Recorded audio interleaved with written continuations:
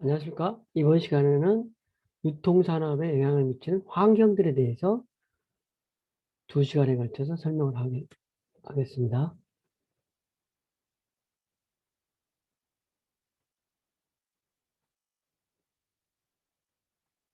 먼저 유통 환경은 기업의 유통기업의 내부적인 환경과 유통기업의 내부적인 환경이 있을 수 있는데, 에, 첫 번째 장에서는 거시적인 환경이라고 해서 유통기업의 내부적인 환경, 두 번째 시간에는 기업의 미시적인 환경에 대해서 설명드리도록 하겠습니다. 그래서 이제 유통 환경은 뭐 다른 산업과 마찬가지로 유통업체의 어떤 내부나 외부의 유통기업의 어떤 경영활동에 영향을 미치는 직접적 혹은 간접적으로 영향을 미치는 모든 요소를 유통산업의 이해관계자가 되는 요소들을 유통환경이라고 할 수 있습니다. 즉 다시 말해서 유통업의 핵심 본류인 상품이라든지 서비스 유통을 효율적으로 이루기 위해서 유통활동을 수행하는 어떤 유통기업에 영향을 미치는 제반 요소 중에서 내적인 요소를 미시적인 요소, 외적인 요소를 거시적인 요소, 환경, 이렇게 이야기를 할 수 있는데, 어쨌거나 유통 환경을 정확하게 이해하고 분석하고 어떤 이런 부분을 해야만이 유통기업을 경영하거나 유통기업의 관리자의 역할을 하기 위해서는 어떤 환경을 명확하게 인식하고 그 환경에 적절하게 대응할 수 있어야 된다는 측면에서 유통 환경을 공부하는 어떤 요인이 될 수 있겠습니다. 먼저 거시적인 환경은 어떤 기업의 유통업체에 영향을 미치는 외부적인 환경으로서, 그러니까 우리가 통제가 불가능한 어떤 요인이 되겠죠. 기업 내부에서 통제가 불가능한 외부적인 환경을 말하는 건데, 경영자가 통제할 수 없는 환경으로 일반 사회의 변화라든지 기업 활동에 영향을 미치는 외적인 요인이 되겠습니다. 그래서 인구 통계학적인 요소라든지 어떤 경제적인 요인이라든지, 그리고 특정 국가의 정치적인 법적인 환경, 그다음에 그 당시 처해져 있는 사회문화적인 환경, 또 기술, 그다음에 자연, 국제적인 환경 등 모든 통제가 불가능한 외부적인 환경을 우리가 거시적인 환경이라고 할 수 있겠습니다. 먼저 인구 통계학적인 환경이라면 뭐 인구 통계학적인 환경을 좀 이야기하기 전에 우리가 가장 알 수 있는 어떤 트렌드가 요즘은 핵가족화, 그다음에 노인 인구의 증가, 수도권으로 도시의 인구 집중, 이러한 부분이 우리 유통산업뿐만이 아니라 모든 산업에 영향을 미치는 요인이기 때문에 이 세 가지는 핵심적인 요인이라서 우리가 흔히 잘 알고 있지만 이런 부분을 실질적으로 어떤 기업을 경영하거나 운영하는데 좀 간과할 수가 있다는 거죠. 그런데 이런 인구 통계학적인 요인이 상당히 기업에 직접적인 영향을 미치기 때문에 이러한 것들을 어떤 기업을 경영하는 데 있어서 어, 직접적인 영향을 미치기 때문에 인구 통계학적인 환경을 우리가 면밀하게 관찰하고 그에 걸맞는 대응책을 수립해야 된다는 겁니다. 그래서 인구 통계학적인 환경이랑은 인구의 변화 현상이 기업에 어떤 영향을 미치는지 이러한 부분인데, 인구 변화를 나타내는 특별한 요소로는 인구의 증가와 감소, 응?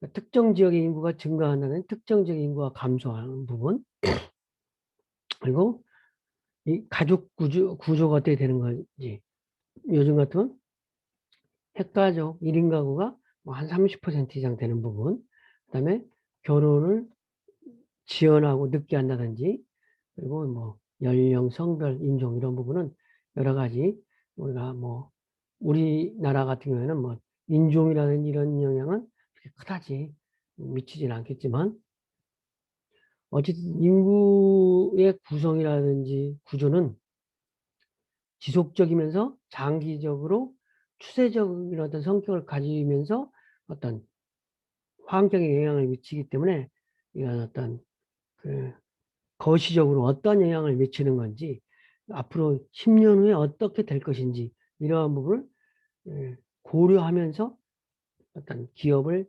경영하고 뭐 여러분들 같은 경우에는 어떠한 기업에 취직을 해야 되는 건지 어떤 산업에 종사해야 되는 건지 이런 것들도 인구 통계학적인 환경을 고려해야 된다는 요인이 될 수 있겠습니다. 그래서 사실은 이제 통계청에 따르면 65세 인구 고령화가 2045년에는 65세가 47% 정도 된다는 거예요. 그러면 반이 65세이라 우리나라 인구에 그리고 출산율이 적어지고 그러다 보니까 핵가족화 되면서 1인 가구가 증가되는 이러한 요인 특히 또 그러면서 가족으로서 반려견이 증가되는 부분 이러한 부분이 인구 통계학적인 환경이 될 수 있겠습니다. 뭐 굳이 이렇게 연령 계층별 추이를 보지 않아도 잘 알겠지만 한번 보면 우리나라 어찌됐든 만 15세에서 64세가 뭐 3,800만 명 정도 된다고 그러면 노인 인구가 아동 인구를 추월해 가고 있다는 거죠. 이런 부분이 그런데 이것이 더 장기적으로 뭐 차이가 더 심하게 날 거다. 그래서 유통 중에서도 실버 산업이라든지 예전 같으면 80년대라든지 이런 때는 그 아동용품이라든지 이런 산업이 유통업에서 되게 중요한 산업이어가지고 한 개 백화점 같은 게 한 개 층이 아동 스포츠 매장이라고 해서 아동용품 매장이 있었어요. 근데 지금은 아동용품 매장이 뭐 한 개 층을 하는 게 아니라 브랜드 뭐 서너 개 여기만 입점되어 있는 이런 부분을 볼 수 있는 거죠. 인구의 어떤 변화로 또 미래를 또 예측할 수 있는 거죠. 어찌됐든 장래 인구 추계를 보면 어, 우리가 어떻게 인구 구조가 어떻게 바뀌는지 이러한 것을 통해서 뭐 소비되는 상품이 어떤 걸로 바뀌는지 이런 걸 볼 수 있는 거죠. 인구가 알려지는 중저가 화장품 같은 경우는 230, 2030 세대들이 많이 사용하는데 2017년 예를 들자면 2030이 490만 명이었는데 이런 추세가 어? 이런 추세가 아, 어떤 2030년에는 390만으로 감소된다는 거예요. 그러면은 이게 2030년의 인구는 2017년의 인구의 2030 인구의 20%가 감소된다는 거예요. 그러니까 그러면은 인구가 자기 주력 소비자들의 인구가 20% 감축된다면 시장 자체가 20% 축소돼. 물론 이런 어떤 우리가 인구 하나로만 볼 수는 없는 거예요. 왜냐하면 어, 예전에 우리가 보면 자전거 산업이라는 자전거가 있어요. 자전거가 예전에는 이동수단이어가지고 오토바이 승용차가 나오면서 자전거 산업이 망할 거라고 그랬어요. 그런데 지금은 자전거가 레저용, 운동용으로 많이 사용하고 있잖아요. 그런 것처럼 인구가 2030, 뭐 중저가 화장품이라는 거가 꼭 2030만이 해당되는 게 아니고 화장하는 연령이 낮아질 수도 있고, 또 뭐 여러 가지 환경적인 이유가 의해서 환경적인 어떤 변화가 있을 수도 있어요. 그렇지만 지금 현재 메인 세대가 화장품이 2030 세대가 메인이다 보니까 이런 결과가 나오는데 앞으로 그래서 미래에는 어떤 부분이 될 것인지 이런 거를 단편적으로 인구의 변화 이것만을 가지고 섣불리 말하기에는 조금 어떤 이른감이 있는 거죠. 그러니까 인구 통계학적인 요소 또 뭐 여러 가지 이해도 정치, 사회 뭐 이런 거죠. 어떤 거시적인 환경 요인 이외에도 또 다른 그 특수 기업만의 예? 환경 요인 이런 것들을 전반적으로 고려해서 어떤 그 대응 전략을 수립해야 되는 거겠죠. 그래서 10년 후에 소비 판도 바꿀 어떤 젊은 세대 변화는 또 어떻게 되느냐. 인구 세대, 그러니까, 2000년대에 태어난 세대, 1998년에서 2010년 사이에 태어난 세대가 만약에 Z세대라고 한다 그러면 이 세대가 이제 인구의 어떤 중심이 됐다는 거예요. 그래서 이런 세대는 어떤 소비자의 가치가 변화하고 초연결성으로서 24시간 SNS로 연결되는 이 두 가지 트렌드가 다른 세대도 마찬가지지만 더 깊숙하게 나타날 수 있다는 거죠. 그래서 소비의 가치가 어떤 나이 많이 먹은 사람들한테는 인터넷을 통해 무료로 많은 어떤 정보에 접근할 수 있는 Z세대하고는 전혀 좀 상황이 다른데 Z세대에는 세상 전체가 교실이고 페이스북이라든지 트위터와 같은 파괴적인 비즈니스 모델에 의해서 어떤 그 소비자의 가치가 변화되고 그리고 연결하는 것이 꼭 만나지 않아도 지금처럼 언택트 시대에 잘 커뮤니케이션이 될 수 있는 그런 세대라는 거죠. 그런 부분이 그런 부분으로 심화되고 발전된다는 부분이 되겠습니다. 이제 인구 통계학적인 환경이 이제 경제적인 환경, 물론 이제 경제적인 환경 중에는 소득 수준이라든지 산업 구조, 경제 체제 및 경제 정책, 뭐 이런 부분이 되겠지만 소득 수준과 소비 구조, 소득이 얼마나에 따라서 소비가 좀 달라지는 거죠.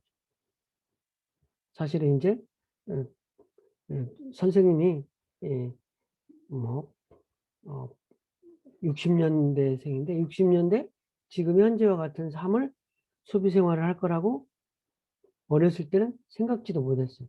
그렇지만 사회가 발달을 하니까 지금 현재는 뭐 소비 생활을 생각지도 못하는 소비 생활을 하듯이 여러분들이 앞으로의 미래에는 또 다른 어떤 그 세상이 변화되는 세상을 또 만끽할 수 있는 거겠죠.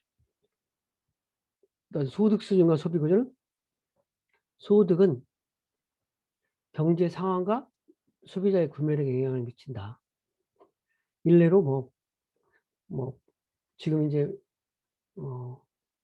소득 수준이 높아지고 소비 구조가 변화된 단적인 예라면 현재 물 같은 경우에 삼다수 대표되는 물에 대한 부분은 지금은 물을 사서 먹는 거라든지 이런 부분이 아주 일반적인 거지만 10여 년, 20여 년 전에만 해도 물을 사서 먹는다는 것은 조금 그렇게 익숙한 개념이 아니에요.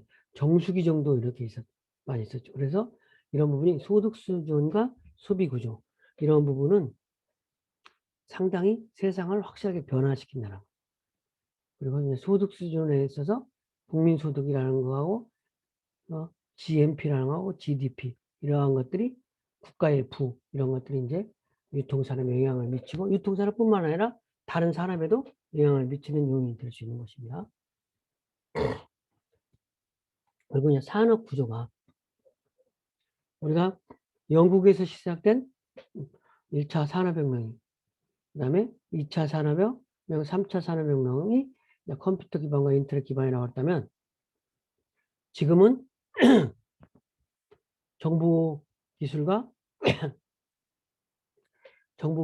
어떤 뭐 빅데이터 뭐 이런 것들이 기반이 되는 제 4차 산업혁명 시대가 되다 보니까 어떤 그 전과는 또 다른 속도로 세상이 바뀐다는 부분을 볼 수 있습니다. 그 다음에 경제체제 및 경제정책이 어떻게 바뀌느냐.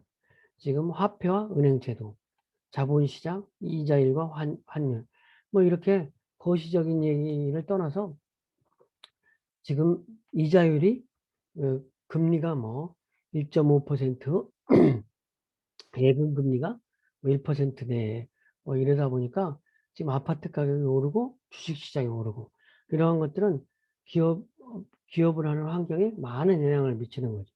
그래서 이러한 그 기업에 영향을 미치는 요인으로서 어떤 화폐와 은행 제도, 막연한 얘기보다도 실제로 이자율과 환율 제도, 사회 간접 자본 이런 것들에 의해서 영향을 미치게 된다. 이런 부분을 볼 수 있을 것입니다. 그리고 국민소득 3만 달러가 되다 보니까 이제 홈퍼닝 시장이 발달된다. 유통하고 좀 직접적인 관련해서 소득 수준이 늘어남으로써 어떤 가족 중심, 삶의 질을 향상시키는 방향으로 소비 패턴이 바뀐다. 이런 부분이 있습니다. 그래서 국민소득 3만 달러에는 소비 경영이 획기적으로 바꾸는 어떤 변곡점이 된다는데 유통업계에서는 홈퍼니싱과 같은 사무 질을 향상시키는 방향으로 제품들이 이제 소비자의 수요가 바뀌니까 그런 제품들이 많이 나온다는 거죠. 그래서 특히 1인 가구의 증가라든지 주거 공간을 중심으로 사무 여유를 추구하는 어떤 그런 방향.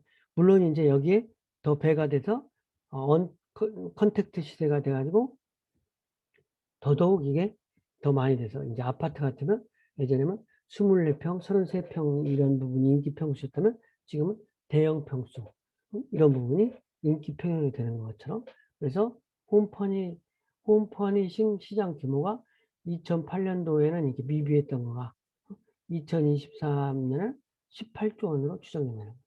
그리고 이제 유통업계에서도 롯데백화점이라든지 신세계, 현대 유통업계에서도 그, 홈퍼니싱 전문 브랜드 신세계 바다가는 센텀시티 내 최대 어떤 리빙 전문가를 구축한다든지 그리고 가구업계 이계약 입계라든지 한생 같은 경우에는 지금 어떤 점포를 확장하고 그 확장된 점포마다 입계 같은 경우는 한 5천억짜리 매장이 지금 벌써 광명, 고양 또 기흥 이런 부분들이 생기고 있잖아요. 이런 부분을 봤을 때 조금 더 어떤 이런 홈 퍼니싱 시장이랄까 어떤 집안을 가꾸고 집에서 즐기고 이러한 시장이 많이 늘어난다는 부분 이러한 부분을 볼 수 있을 것입니다. 정치 법률적인 환경 이 부분은 좀 어떤 정치 법률적인 의미에서 유통 관련 법에 어떤 영향을 미치느냐 여기 이렇게 이론적인 내용보다도 실질적으로 우리나라에서 유통 관련 법으로 있어서 직접 유통업체에 영향을 미치는 부분이 독점 규제 및 공정거래에 관한 법률에 의해서 가격 규제 이런 것도 봤지만 지금 현재 영업시간을 제한하고 있잖아요. 대형마트하고 SSM이라고 하는 슈퍼마켓이 아침 10시에 문 열고 저녁 12시까지만 영업할 수 있게 되어 있는 부분 그리고 두 번째, 네 번째 주 휴무를 쉬게 한다는 부분 이러한 부분이 다 2010년 이후에 어떤 기업 어떤 재래시장을 영세 상인과 재래시장을 보호해야 된다는 측면에서 어떤 유통업체를 규제하는 그런 법으로 나온 거죠. 그러다 보니까 그런 법적인 환경들 이러한 부분이 이제 유통업체에 영향을 미치게 되는 거죠. 변화하는 유통정책으로는 급여가 많이 올라가는 거죠. 시급이 2021년에 8,720원으로 올라가는 부분 그리고 골목상권 보호를 위한 제도가 구축이 돼야 된다는 그런 환경이 많이 지금 팽배해진다는 부분, 사회 분위기가 그리고 이제 그다음에 대규모 점포를 출정을 못하게 하는 부분 이러한 여러 가지 이러한 부분들이 일단 유통 정책도 바뀐다는 거죠. 사회 문화적인 환경에 의해서 영향을 받는다 이거죠. 사회 문화적인 환경에 있어서 가장 대표적으로 말할 수 있는 것이 워라밸이라고 하고 일과 사무 균형을 중시하는 문화로 바뀐다는 거예요. 예전에 같으면 취직을 해서 젊은 사람들 취직을 해서 기업에 어떤 몸 바쳐서 일하고 뭐 이렇게 뭐 그런 부분이 있는데 지금은 돈과 지위보다는 사무질을 중요시하는 방향으로 가치관이 변화됩니다. 평균 수명의 증가로 가치 있는 노후 생활을 보내려고 하고 맞벌이 부부가 증가되고 이혼율이 증가되고 만원 및 독신이 증가된다. 이름으로써 펫산업이라든지 이렇게 셀프 빨래방, 무인 택배함 뭐 이러한 것들, 그다음에 배달 대행 업체를 필요한 어떤 뭐 온오프라인 연계 서비스 시장이 성장하는 부분, 이런 부분을 우리가 볼 수 있는 것입니다. 가계 소비 구조도 바뀐다는 거죠. 그래서 빈부격차는 갈수록 늘어나고, 그다음에 여성의 사회적인 지지율로 즉석식품과 경제활동이 증가되니까 즉석식품과 편의점, 편의성을 중시하고 여성의 의사결정 비중이 높아지는 방향으로 바뀐다는 거죠. 그래서 특히 편의점 사업은 되게 발달되어 있잖아요. 그다음에 소비자주의가 확대한다. 그래서 소비자의 기본적인 권리가 확대된다. 그래서 소비자를 보호해야 되는 부분이 이제 기업 전반에 팽배되어 있는 부분. 그리고 소비자를 이게 법으로 기본 뭐 어떤 있기 전에 소비자의 만족 없이는 유통업체에서는 특히 살아남을 수가 없기 때문에 소비자하고 관련된 부분은 법적인 건 이해 뭐 떠나서 중요하다고 할 수 있겠습니다. 신소비 트렌드, 가치 소비라고 하는 부분을 한번 보면은 우리는 가치 있다고 생각하는 부분에 과감하게 돈을 쓰는 가치 소비가 내수의 부분을 주목받고 있다. 근데 이제 가치 소비를 얘기하기 전에 그러니까 뭐 남자의 물건 이런 부분이 있잖아요. 그래서 어떤 요즘은 하나를 사도 좋은 걸 사서 오래 입고 오래 사용하는 그런 부분으로 좀 바뀐다는 거죠.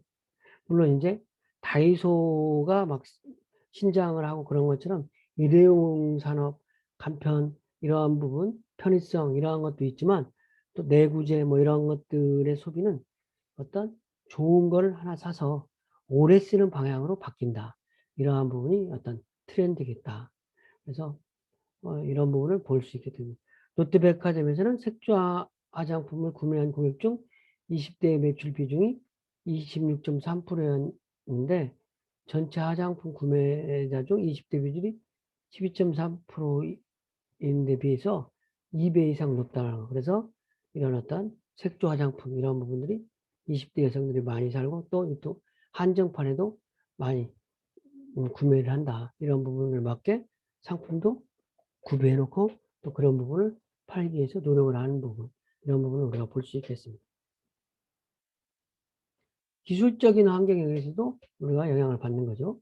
뭐 EDI라고 전자 문서 교환, RFID라고 해서 무선 인식 전자테크 이런 거는 이제 대표적인 게 가격 표시기 이런 것들에서 옛날에는 어떤 슈퍼마켓이라든지 편의점에 가면 뭐 가격표라는 게 있어가지고 인쇄된 걸 보였었는데 이제는 그런 부분이 아니라 사무실에서 가격표를 고치면 바로 매장에 전달이 돼서 전자로 가격을 표시한다는 거죠. 그 다음에 AI라고 그래가지고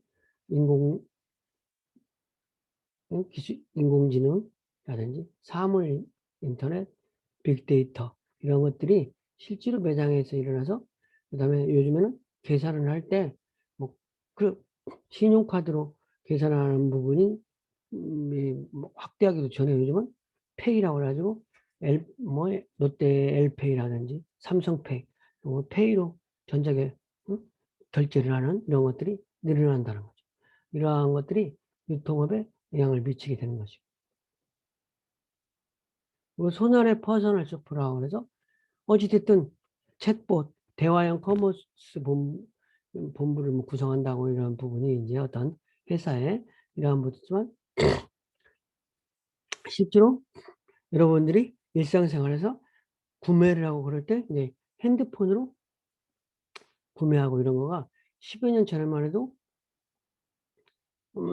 온라인 컴퓨터로 구매하고 이런 거였지, 핸드폰으로 상품을 쇼핑하고 이런 부분은 조금 익숙지 않았었다는 거죠. 근데 지금은 이러한 부분이 아주 저변하게 돼서 거의 다 뭐 핸드폰으로 구매를 하는 이러한 부분이 지금 환경이 바뀌겠다는 거죠. 그래서 이렇게 급속도로 환경이 바뀐다는 거를 유통기업에 영향을 미치는 요인으로 볼 수 있는 거죠. 자연적인 환경, 뭐 자연적인 환경 중에 요즘 같은 자연 현상뿐만 아니라 보건위생 환경 이런 것들이 또 중요한 거죠. 요즘에 이제 코로나와 같이 이런 전염병 이런 것들이 유통 환경에 엄청난 영향을 미치는 거죠.